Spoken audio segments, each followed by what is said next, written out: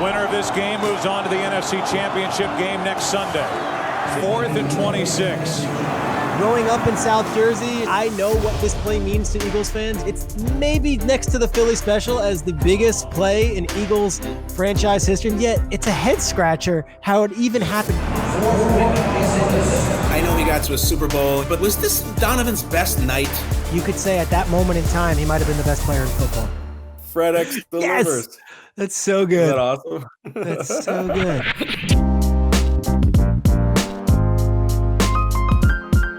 Hi, everybody. I am Kyle Brandt, and nothing says football like a cornflower blue floral background. Here's what we're going to do today, guys. Now more than ever, we all go back and watch old movies, old shows, read old books. I read old text messages sometimes. This is going to be about going back to check out an old football game that you remember, that you've forgotten things about, all of it. You know, Bill Simmons and The Ringer, they do this incredible thing called the Rewatchables podcast, where they go back and they'll watch Tommy Boy or Bloodsport. Well, imagine instead of Chris Farley and Van Damme, it was Donovan McNabb and Brett Favre. That's what we're going to get into today, but I need my own wingman. I need my own David Spade. Peter Schrager, how are you, my friend? Oh, what is up, KB? I love this. I've been actually watching a bunch of old games. They've been running on NBC Sports. They've been running on Fox. They've been running on NFL Network. They've been running on ESPN.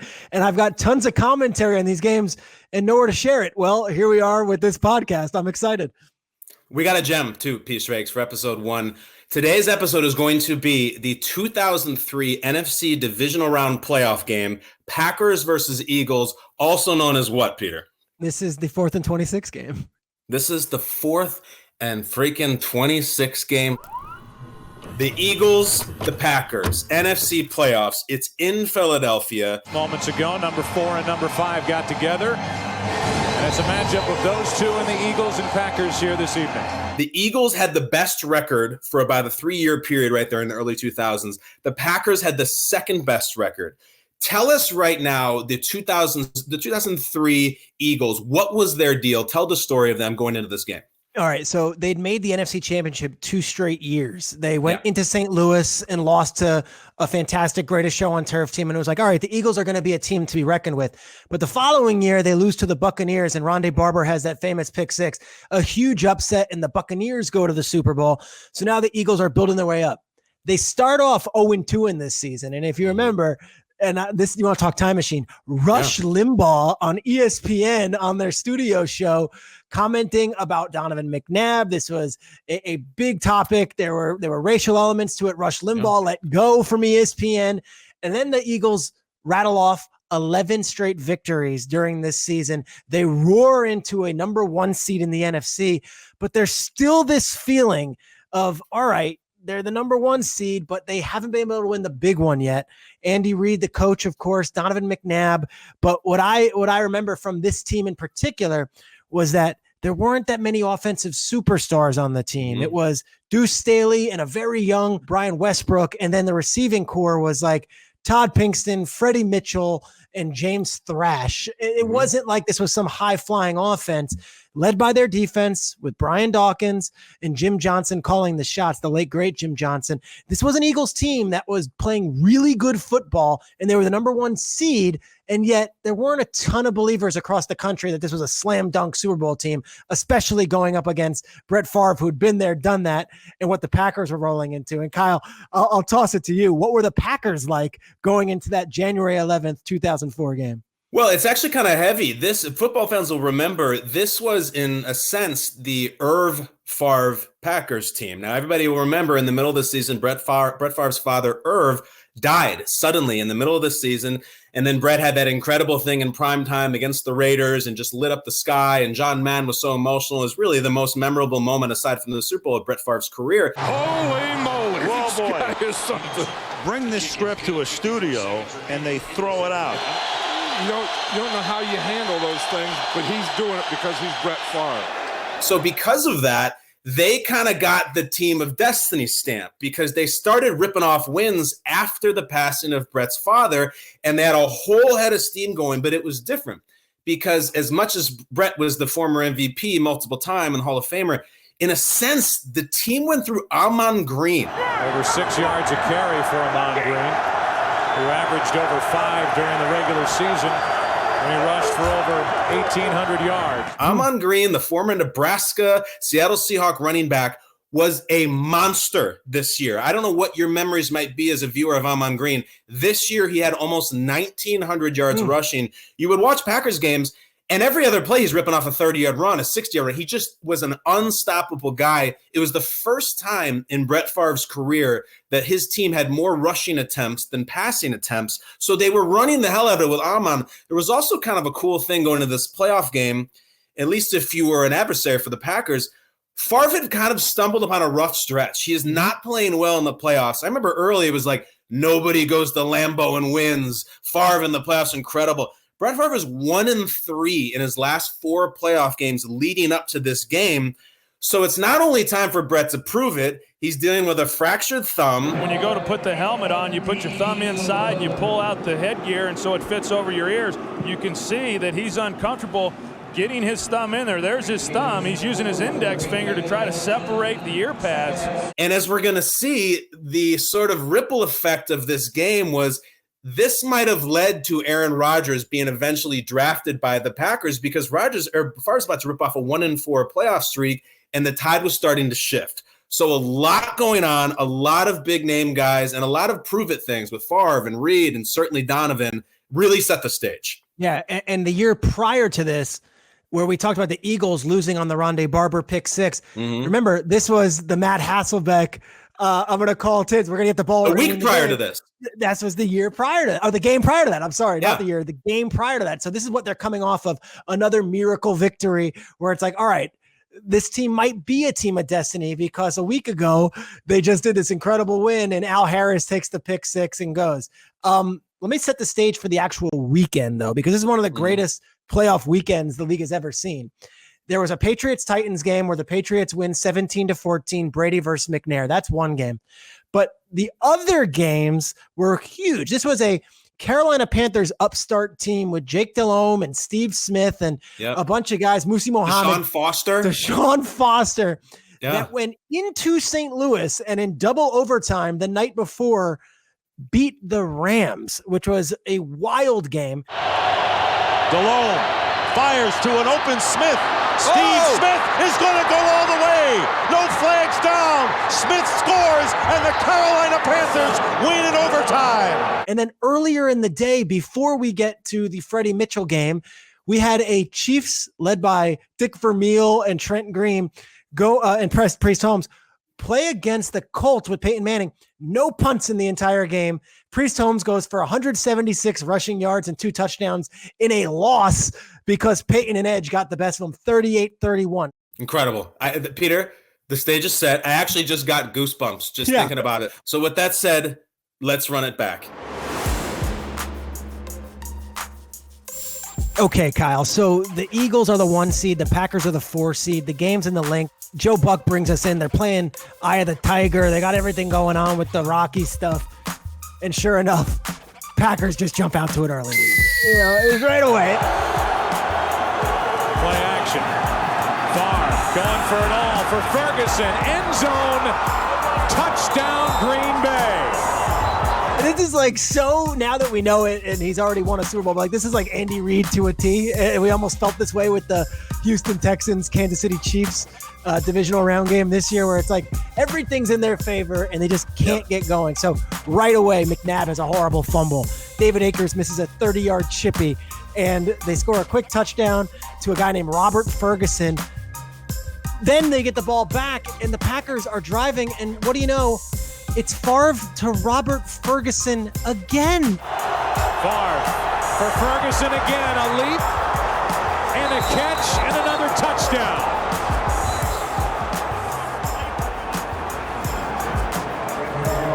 Ferguson with 2 scores here in this long first quarter, and right now with the extra point coming, it's 13-0 Packers. I have to hit the brakes here for a second and just ask a question. Who the hell is Robert Ferguson? Peter, I don't remember this guy. And I know players pretty well. You know him really well. If you would have told me Bubba Franks, Robert Brooks, Donald Driver, all of these great, Antonio Freeman, great Favre-era receivers, I have no file in my brain. I don't have a Robert Ferguson file. Do you? No, I didn't. I didn't. And I'm watching this game. I'm like, Robert Ferguson, because remember the Favre game, it was like Javon Walker, Donald Driver. They had all these guys. And in the game previous, when they beat the Seahawks, Javon Walker went 5 for 133, was a beast. Mm-hmm. In this game, he has one catch for 44 yards. And the big receiver in this game for the Packers is this gentleman, Robert Ferguson, who I looked him up. I mean, he was an early round pick of the Packers out of Texas A&M.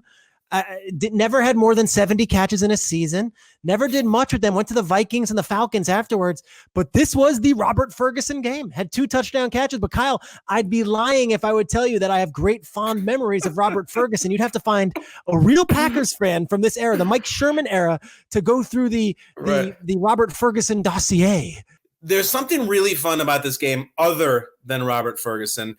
We played the clip. You heard a few voices that you would not expect to hear together. And Peter, I know you have a lot of takes on this. It seems wild now, but the broadcasting crew for this incredible playoff game in Philadelphia was Joe Buck on play-by-play, Troy Aikman on color, and Chris Collinsworth on color. It seems surreal now, but it was a 3-man booth in 2004. A 3-man booth. And remember, Chris Collinsworth was one of the early guys in the Fox studio. They then moved him from the studio to the booth. And remember, this is still in the shadow of Madden and Summerall being the Fox number 1. Madden makes the move. Summerall takes a different role within Fox. And they decide to put Aikman and Collinsworth. Now, both these guys are titans of the industry, and they're both number 1 guys on their respective networks. But at the time, it was Joe Buck, a young Joe Buck, and then Aikman and Collinsworth kind of both chiming in, and not necessarily Kyle, you tell me, it wasn't exactly as smooth as you would imagine. Like, they're jumping all over each other at points. It wasn't the cleanest call, and yet you still feel the kernels of what they would eventually become as broadcasters. You still get the Aikman, kind of pithy comments, and you still get the Collinsworth second guessing on a lot of things. You wouldn't think it would work because it's not play-by-play, X player doing color, and then X factor, like a journalist. Like, it's not Tony Kornheiser. It's not wild card like Dennis Miller. It's just 2 really good X players who have a lot to say about the X's and O's. I will say, though, what you pointed out, what kind of made it work better, Collinsworth had some salt back then that maybe he has moved away from, or maybe he was just evolved from, but he throws darts hard. Like, there's a point where there's a play that the Packers don't convert on 3rd down, and he just goes,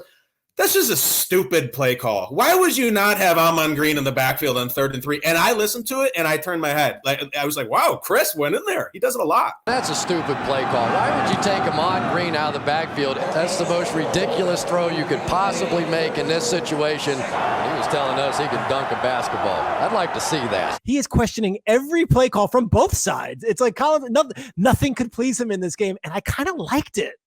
I did too. And we're going to get into it later.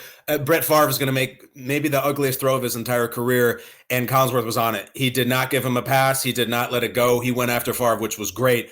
But meanwhile, Peter, it's 14-0 Green Bay in Philadelphia. Where do we go next? I think that now you really need to open up this offense if you're Andy Reid and start showing everything they're capable of doing. Yeah, the Eagles, they have to get on the board here because 14-0 at half would be an insurmountable thing. Now, down 14-0, we finally get a big play. And it's McNabb not throwing it to Terrell Owens, who was not there yet. Instead, it's my man, Todd Pinkston. So far, McNabb has completed 6 passes to 6 different receivers. Down the sideline for Pinkston. Todd Pinkston with a huge catch for Philly. They mark him out of bounds at the 7. 44 yards to Pinkston, who has really picked it up the last month. All right, so beautiful throw and catch, big play. A couple of things jump out for that. There's a lot of people we're seeing, the broadcasters, the coaches, who look a lot different. Jeffrey Lurie looks exactly the same. He has the exact same coat on. I think it's the same coat. I think it's the same gloves. That guy hasn't changed a bit. The Eagles owner, it looks exactly the same. But Peter, you and I, we need to have a talk quickly about Todd Pinkston. I mean, this needs to be done because we share the same sensibility about Pinkston. Todd Pinkston's legacy outside of Philadelphia is just one thing, and it's how incredibly skinny he was. It's a really strange legacy, but it comes up all the time when you see a skinny player. You immediately just compare him to Todd Pinkston. He has a really unique body type. We've seen a lot of guys who their legacy is that they were fat.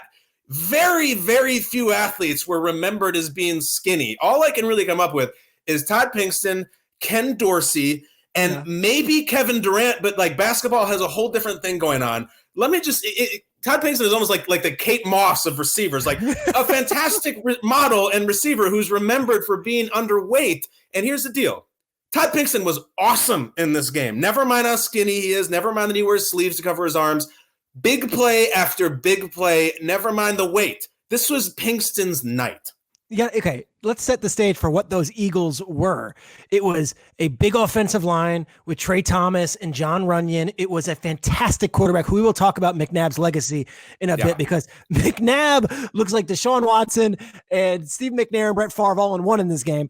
And then the receiving core was really, really thin, like, and no pun intended because of Pinkston, but it's Pinkston, it's Freddie Mitchell, it's James Thrash, and then the tight ends. It's not like you had Gronk or someone like that at tight end. Chad Lewis and LJ Smith. So you didn't have this big, cadre of weapons. And yet you're right.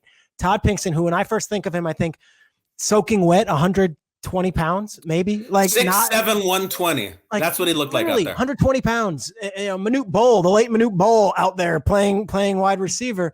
And yet that play for the viewers, that is as big a catch, as graceful a catch, and as wonderful concentration you will see from a wide receiver. And they needed it. They're down 14-0. That is a huge completion. Todd Pinkston really gets this Eagles team off the mat on a pass that might have been thrown a little too far for him. He adjusts, makes the play. Pinkston, I don't know 5 years in the league. And yet, if you mention Todd Pinkston to any fan of the NFL, the first thing they will say, Philadelphia Eagles, really skinny chicken legs. Pinkston ended up tearing his Achilles. His career was cut short. We should mention this too, Peter. The reason Brian Westbrook is not going to be in any of these, Westbrook was hurt. So this is a young, spry Brian Westbrook. They didn't have him either. So they were really battling it. And we're going to get into a lot of that as we move forward. But we got to take this on.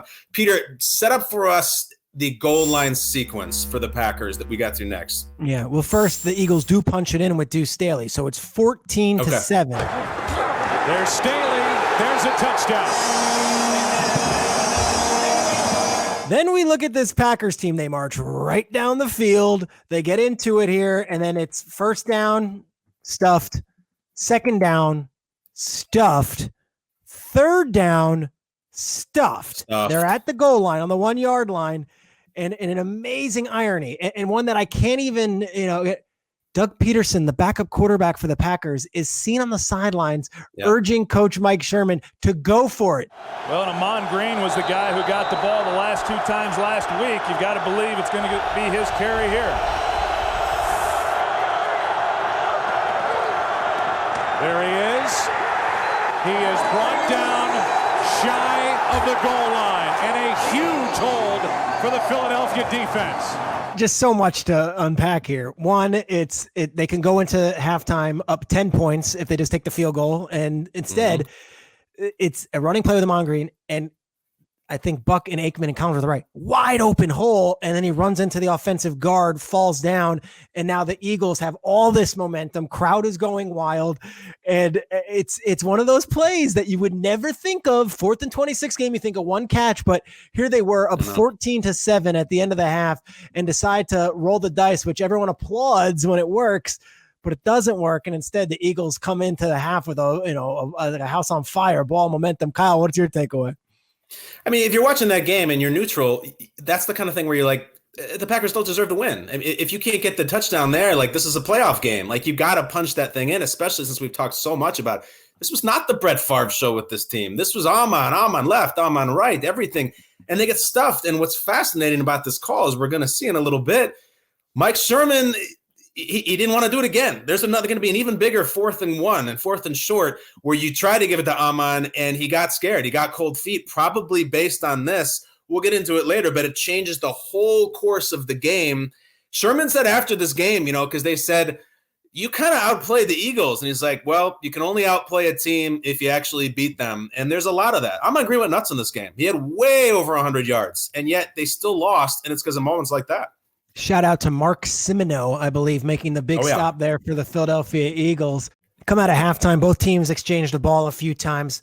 no scoring at all in the third quarter, but the last play of the third quarter is a fantastic run by Donovan McNabb. Just got it away. McNabb steps up in a run. Donovan McNabb with a first down inside the 15, down to the 12. And what a way for this third quarter to end in front of these hometown fans. This is McNabb going nuclear. This is Donovan McNabb at the height of his powers. McNabb. Kabir Bajia-Viamila whiffs. Donovan McNabb, what a play. End zone touchdown. Pinkston. This is why we do this, because you remember that game for one throw to Freddie Mitchell over the middle, and as much as that was a rope, and we're going to show it in a minute, that was nowhere near the play that one he just made the Pinkston one, because that was the entire skill set going back to Syracuse and Mount Carmel High School in Chicago. Like, Donovan McNabb was born to make that play. It was a 10. It's an incredible play. Tell you what, a great athletic play by Donovan McNabb, but KGB is in a position to make the play. He's battling John Runyon right there. He's got to be able to make the tackle and keep Donovan McNabb from delivering this ball, but what a great play by number 5. I don't want to be dramatic here. It looks like the stuff we see from Deshaun Watson where he's getting kicked in the eyeball and is able to escape it, and that's in a regular season game. This is the biggest playoff game of his career. You may watch football for years and never see a better play by a quarterback. 2 different defensive linemen had their arms wrapped around him. He refuses to go down, spins out of it, and throws the game-tying touchdown. I've never seen that play. I'll be honest. Since I've never seen that in any highlight reels, I've never seen that in NFL's greatest plays. The situation, down 14-7 at home, with all the stakes up against them, with the playoff losses the past 2 years, for McNabb to make that play and tie the ball game up by hitting Todd Pinkston in the front end of the end zone, it's as fantastic a clutch play I can remember Donovan McNabb ever having in his career. Peter, do you think in a way, I know he got to a Super Bowl and he played in a bunch of title games. Was this Donovan's best night? Throw out the stats if you want to. I mean, he rushed for way over 100 yards. He's throwing clutch touchdowns. He ends up beating Brett Favre. If there was to be one night of Donovan's career, it'd be like, is this the one that you submit about this was Donovan McNabb? Yeah, I'm trying to think because, they would go on and they would, they'd beat Michael Vick in an NFC championship game and go to the Super Bowl the following year or whatever. But yeah, I mean, this was McNabb with no Brian Westbrook, no T.O., no, very limited options, throwing a team on his back that was not doing anything offensively, rushing for, like you said, 107 yards in this game from the quarterback position. You think of McNabb as maybe, a later version of his career where he was a bit burlier and wasn't as mobile. McNabb was something to reckon with. And Kyle, you could hit this, was a pop culture icon. As much as Michael Vick and Randy Moss get all the love for being in Madden and the commercials and the Michael Vick experience, like McNabb and his chunky soup was like as big a thing back then as anything in all the commercials, on the covers of video games, the whole deal. And I look at his career and I know he's not looked at, and let's look at it this way. Kurt Warner goes in the Hall of Fame and we do same same era. Brett Favre, Hall of Fame, same era. And I know McNabb doesn't have the Super Bowl ring, but he did have 6 Pro Bowls, 8 playoff appearances in 11 years. The Eagles' all-time leader in passing yards, passing touchdowns, completions, played football and basketball at Syracuse, and went to 5 NFC championship games. Like, we don't talk about McNabb Hall of Fame, but if you looked at that on paper, that's about as good as you're going to get without a Super Bowl ring. He was a superstar. And you know what I like about this game? McNabb's legacy is so messy, and there's so much stuff about it that's unsavory, and he takes a lot of crap. If it just all the stuff about, booing when they drafted him and allegedly the puking in the Super Bowl, and, he's had some missteps after his career and all, like, this game was just all about ball. It was just Donovan on the field. There was no T.O. thing. There was no melodrama. It was just him with some guys who probably weren't as talented as the defense. And Donovan was just balling out of his backside, man. And it was just like, for one night, you can say what you want about Donovan. I won't even begrudge you it. He was an awesome player. I mean, just an awesome player. He was the best player in this game. He was the best player on the field. And you could say at that moment in time, he might've been the best player in football. You're right, Peter. And listen, he went on to beat Brett Favre this night. A lot of it, though, because we're going to talk Favre too. Favre goes full Favre in a few minutes, which we'll get into. But so they score this touchdown to Pinkston, and it's like, all right, but now the Hall of Famer is going to come back in the rushing game, and the Packers are going to mount their deal, and they're going to go down, and the clock is kind of ticking down. Time's becoming a big factor, and the Packers are going on this methodical drive down the field. And wouldn't you know, we get to another 4th and short. Boy, now you've got a decision to make. Well, Mike Sherman went for it on 4th and goal. Now, if you go for it, you basically win the game. This was not on the goal line, which they were already stopped earlier at the end of the first half. They have another 4th and short with a 1,900-yard rusher and a Hall of Fame quarterback. And what does Mike Sherman decide to do? So he's going to punt it away and play defense. Play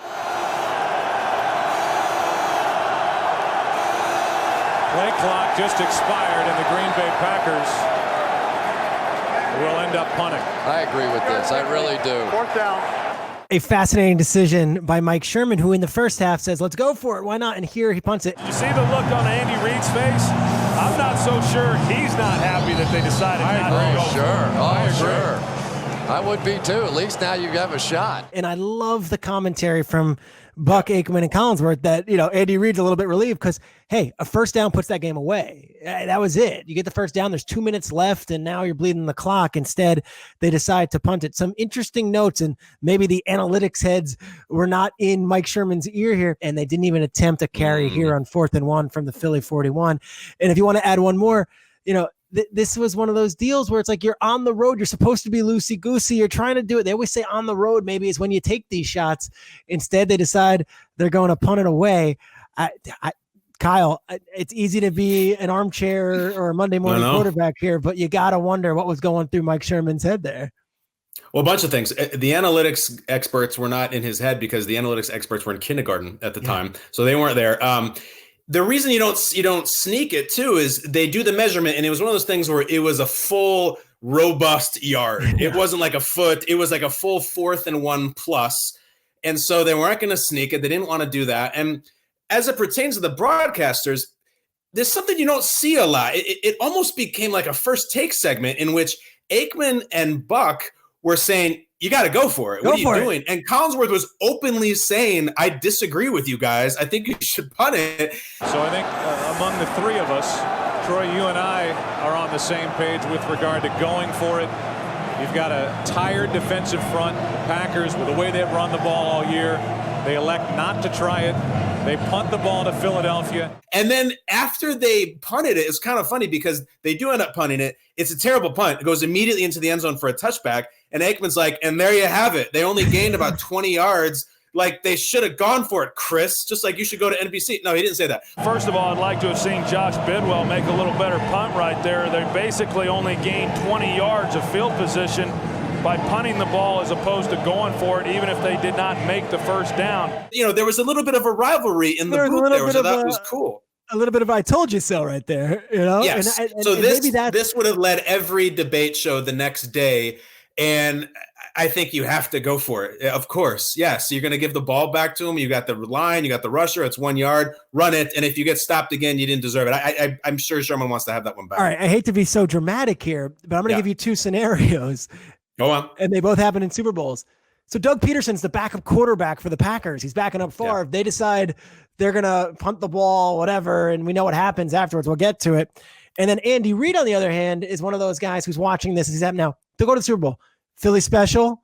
Doug Peterson's now the head coach, and this is 13, 14 years later, 15 years later. He decides he's going to go for it. And then this past Super Bowl 54, Andy Reid has a 4th and 1 and decides to do the Rose Bowl play from the 1948 Rose Bowl to move the chain. Right. Both those guys went the alternative, saying, I'd rather roll the dice and go for it on 4th down than live with the regret of not going for it. Fascinating if you want to dissect it 14, 15, 16 years later, how those decisions might have been lingering in their heads.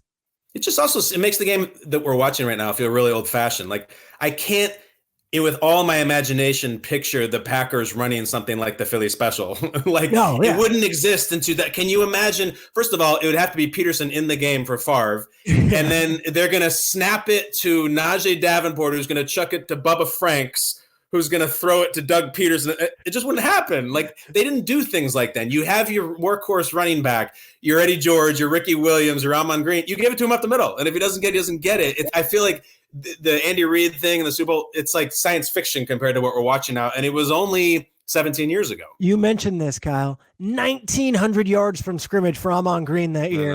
And in the biggest moment, does not touch the rock. And now you're putting the ball in McNabb's hands, who we just earlier said might have been the best player in the universe that day. Mm-hmm.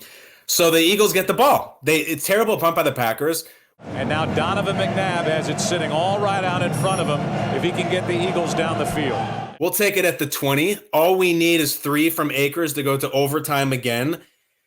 And the drive starts going, and it's going all right. They're moving the ball here, and then the unthinkable happens, and one of the great names from 2003, I guess in January 2004, emerges. Peter, do you remember who got the huge sack on Donovan McNabb that gave them that 26-yard distance they had to cover? It was second down, and a gentleman who was a nickel/safety for the Packers named Bao Ju. Another blitz. McNabb is in trouble, and they will call him corralled back at the 25-yard line. Bao Ju. McNabb saying he got rid of it, but they're going to mark him down at the 25. That's a good call. That's a good call by Ed Hockley.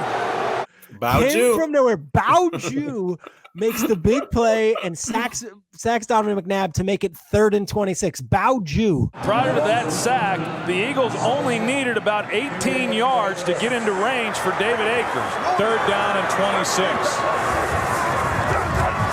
More pressure. McNabb flips it for Lewis. He jumped too early, looking for a flag, and there isn't one. On 3rd down, the Eagles have an incomplete pass, which sets up 4th and 26. 4th and 26 at the Eagles' own 26-yard line. Only a minute 12 remaining in this game. Remember, they're at home, and this is everything. Now trying to stop a 4th and 26 and in essence take over. Plenty of time. Down the middle, it's Mitchell. Where will they spot him?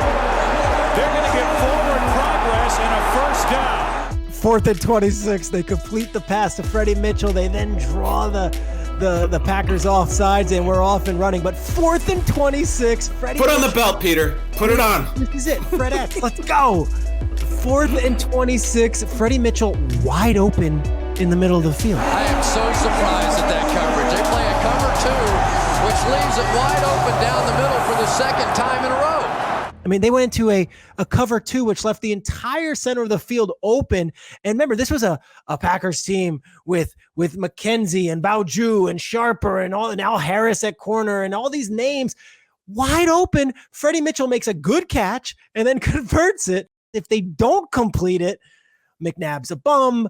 The Eagles need to blow everything up. Andy Reid can't win the big one. We'd eventually get there, of course, because we know what happens the following week. But for this moment, it's McNabb to Freddie Mitchell in an inexplicable play, Kyle. Never should have happened. And I hate to say this, but the defense was worse on this play than the offense was good. I mean, it really was. And it's weird. If you look at it, there's only 3 guys that go out on the pattern. Deuce stays into block. Chad Lewis stays into block until the very end, and he just releases short. So it's just Thrash and Pinkston and Freddie for 26 yards, and the entire Packers secondary blows it. They obviously have no idea where the first down is. It's soft. They're back to back, and then by the time the ball's in the air, it's too late. I reached out to Freddie. I know Freddie a little bit. You hit up Freddie Mitchell?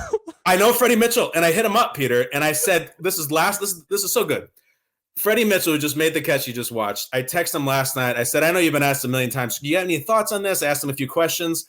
He texts back with a GIF, an obviously custom-made GIF that says FredEx delivers in the FedEx quote. This is now. This is 2020, not back then. He has his own GIF. And then he came with a really thoughtful answer. This is Freddie Mitchell, not years ago, but actually texted me this morning.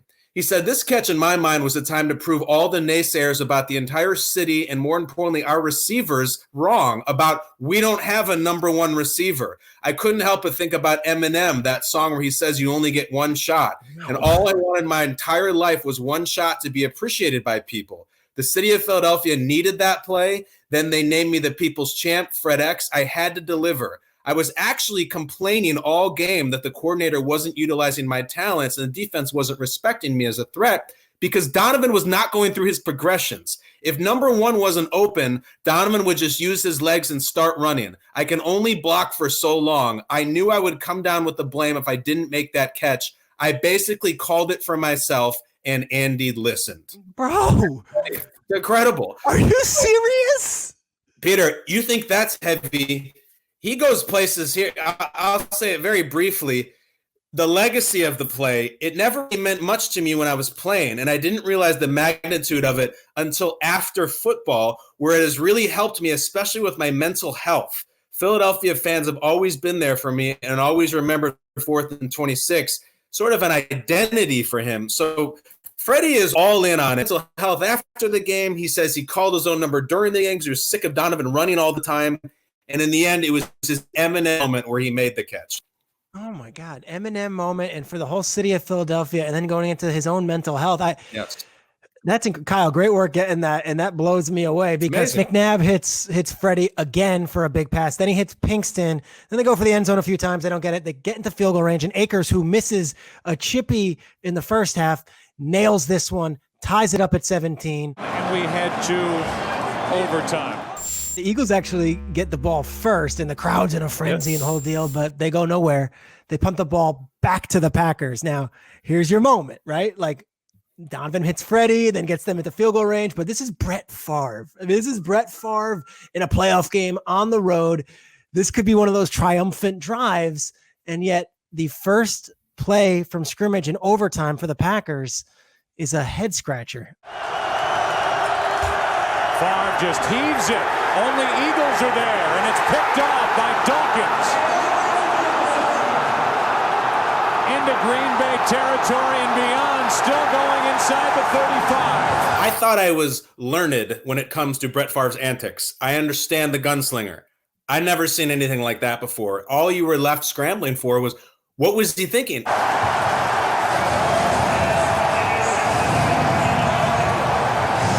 only sense you can make of it is this. The Chuck and Duck Favre to Walker thing worked this year for them. Certainly in the Irv Favre game against the Raiders, he was just throwing jump balls. Even earlier in this game, he threw a jump ball to Javon Walker.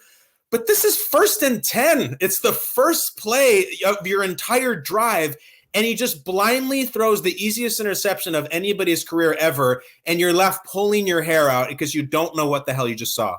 Troy, I think that was simply a blown play. I think it was a run, and the back went the wrong way, or Brandt went the wrong way, so he's thinking, all right, I've got to, that looks like a route coming off there. But he just wheeled and threw that ball without even turning and looking back at all. The coverage was absolutely there. Collins were scrambling too. Was it a broken play? Was it a running play? No.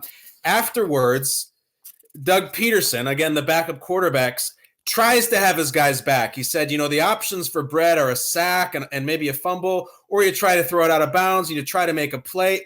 He's just scrambling there. It doesn't make any sense. Brett takes the snap, throws blindly as a Hail Mary looking play to Javon Walker. That's one of those plays that Brett Favre would like to just have back. It's bizarre. It's one of the strangest passes you'll ever see because it's just like, it's not even like he threw it and there was no one there.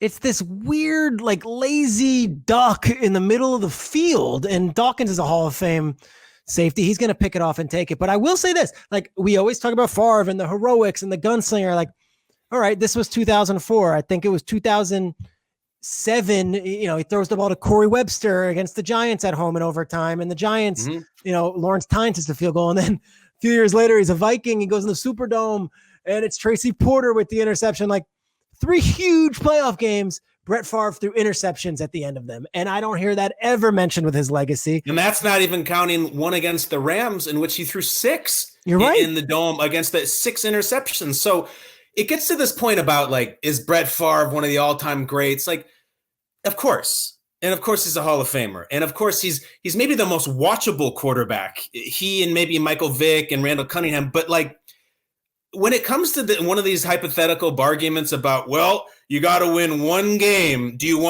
don't want Brett Favre. And I feel like a communist saying that, but like how many times did he just, not that he lost or he missed the pass, he almost sabotaged the team. It's unthinkably bad. And I actually, Peter, think this one is worse than the Tracy Porter one when he was with the Vikings, because that was him like getting too excited and trying to make a play and throw late over the middle.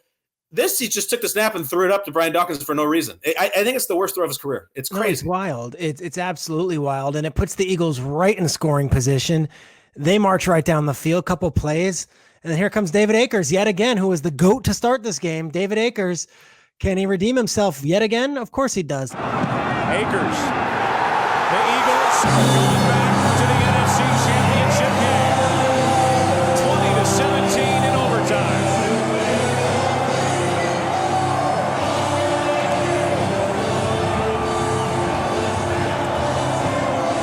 If you're a Philly fan at that moment, you're feeling like you're on top of the world. You're not supposed to win that game. You're down 14-0 early, and you haven't won a Super Bowl ever. You haven't been there since 1980. And here's this moment where, against Brett Favre, one of the greats of all time, Donovan McNabb and Todd Pinkston and, L.J. Smith beat the Brett Favre, Javon Walker, outstanding Amon Green Packers, and they're going on the next week to play at home an upstart Carolina Panthers team, who I would imagine Eagles fans might have been overlooking because it's the Carolina Panthers with Jake Delhomme, and they really have no history to that point. Yeah, it's just, Peter, I'm getting lost in my thoughts here. The Packers really blew this game, dude. Like really, really badly. Between, the end of the first half, no touchdown, letting up the 4th and 26, the Favre interception. I mean, these are terrible sequences that I just think get lost. And the Favre was great, and then Rodgers comes in, and it's not a coincidence that after a while they're like, look, Brett's getting a little old here. And, it's funny because the announcers are musing at one point about Brett Favre's retirement, and they're kind of laughing about it. And they say, well, Brett goes on record, because as only Favre would, if we win the Super Bowl this year, I could see myself retiring. Nobody says that stuff now. He said it. And then after that, from this point on, you think this is the last couple of years of Brett Favre's career? Played 7 more seasons after this. That's a career. 7 years is a career. He still had 7 years after this. He went and played for the Jets and then the Vikings, and goes back to multiple NFC championships. I know. It was absolutely wild. Before we get out of here, Peter, we know the Eagles won. You said they won on Carolina. Let's just give it a little hardware, a few superlatives. I want to do a couple things. I want to point out some of the more jarring aesthetics from this game. What do you got? Whether it could be a font, it could be a hairstyle, it could be anything. And I got to take us back in one more time into that broadcast booth, because it's not only jarring that it's Aikman and Collinsworth and Buck together. The parkas on these gentlemen are outrageous. Can we take a look at these parkas? All 3 of them, it's like a head-to-toe coat that they're wearing. And I know, Peter, that there's sort of almost like a football life of like Fox coats. Can you take us into that? Yeah, so if you look at the visuals, and we'll get to them if you're listening, let me just explain. It's this giant gray parka that screams 2004. It's post-starter jacket, pre whatever they would wear now, the Canada Goose or whatever you see now. Yes, pre that, post-starter. Yeah, exactly. It's a little sweet spot. But Fox every year, and I've been a sideline reporter for Fox for 10 years now, you get to those winter games and then they present you out of the truck like, here's the Fox winter jacket, feel free to wear it. And it's revolutionary every year, like, ooh, new logo, or ooh, different material, or wow, different brand. This one here feels like it's, I'm trying to even like, this is like the Sega Dreamcast of jackets, like 2004, just big gray block letters. Everything you can imagine of what was going on in 2004 is defined by these parka jackets, Kyle. Yeah, I mean, you have like the Jordan 5s and the Jordan 7s. I feel like this was like the Fox Sports 28. So, it's like that was a good year. Like they really showed out that year. Another aesthetic that jumps out for me incredibly is another jacket. Wilma McNabb, Donovan McNabb's mother. She's all over the broadcast. Prominently shown on the broadcast, not only this broadcast, but for most broadcasts of Donovan McNabb's career. So 2 things about that. One, she's wearing a head-to-toe fur coat, which, while majestic and beautiful, if she were to wear that now, would get absolutely skewered. McNabb would have to answer questions from PETA immediately after the game. It wouldn't go well for Wilma and Donovan. But more to the point, Wilma McNabb is a first ballot Hall of Famer for family member shown in the crowd Hall of Fame. Peter, who else are inductees to that Hall of Fame? Okay, one of our colleagues' wives. I mean, Brenda Warner might be first ballot. First ballot. I think every win Kurt Warner ever had, the Fox, CBS, NBC, ESPN cameras would find that post-game embrace between Brenda and Kurt. So that's definitely one. I go back into the early 90s, 12 years before this game. Christian Laettner's mother was everywhere on these broadcasts. If you watch a Duke game, Christian Laettner's mother was a sure thing. And then I think, we go into the most recent times. I think Dell and his wife, the Curry family, it's literally every time you go to the Warriors games, you're looking at not only Aisha and the kids, but you're looking at Dell Curry and his wife as well. And it wasn't only about Steph, it's the Curry family every time he takes the court for the Warriors. Yeah, Twitter has a lot of takes about his family. Obviously Giselle is in. Jessica Simpson during the Romo era was 100% in. Archie, I have Peter Archie Manning. Archie is definitely in. I would also like to shout out Brady Quinn's sister, who became AJ Hawk's wife, was on camera a lot. And Peter, am I imagining this? Or was there a thing where Bubby Brister's mother was on TV a lot? Because I feel like she was shown in the stands of those games going crazy. I think it was during those Steelers Bubby Brister years when they were rattling off wins in late December and winning playoff games. Bubby Brister's mother absolutely was shown. And that was, I think, the winter of 92, if I'm not mistaken. That's Eagles Packers. That is our little session here. Our closing moment is 2003 NFC divisional round, Eagles, Packers, Favre, McNabb. What will you remember about this game for the rest of your life? This was pre-TO, and this was pre-McNabb kind of having all sorts of stuff. This game I'll recall as Donovan McNabb beating Brett Favre, throwing a team on his back, running the ball. Now watching it back, I remember I put myself in where I was, and I was a senior in college. Like, McNabb was one of those guys, and McNabb was an absolute legend in the NFL. If in 2020 we're putting on one hand, Breeze, Brady, Rodgers, Mahomes, and Watson, back then it was McNabb on that hand, and it might have been Peyton, and it might have been Favre, and it might have been Brady, but you definitely had McNabb in that top 5 list. And I look back on this game, and wow, if anyone wants to question or ask, what was Donovan McNabb as an NFL quarterback? Toss this game on with very limited resources at receiver, even running back, or certainly at tight end. Donovan McNabb threw his team on his back and found a way to win a playoff game over Brett Favre and a loaded Packers team. It's very well said. If my son were to say to me 20 years from now, tell me about this McNabb guy, I'd put on this game. I think this is the one. Either this or the time Miami came to the Carrier Dome and lost by about 50 points. But my 2 takeaways that I remember about this game is just 2 throws. The biggest throw of Donovan McNabb's career and the ugliest throw of Brett Favre's career. It gave the Eagles life, and it gave the Packers death. Brett Favre would never return to a Super Bowl. He would, in a few years, would leave Green Bay, and this is really, truly a pockmark on his legacy. And we kind of laugh because it's Brett Favre, and we love the mentality. It was a tough day, but a great day for Philadelphia. Credible throw, terrible throw. I'll always remember him.